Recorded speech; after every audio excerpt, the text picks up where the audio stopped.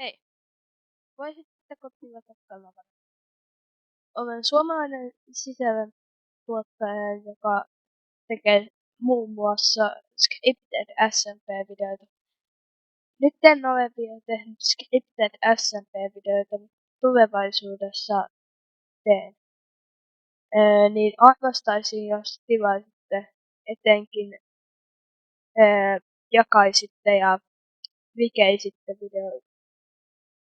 videoissa. Ja voisin tehdä katsojien kanssa videoita jossakin kohtaa ja aloitan sen hardcore-sarjan jossakin kohtaa.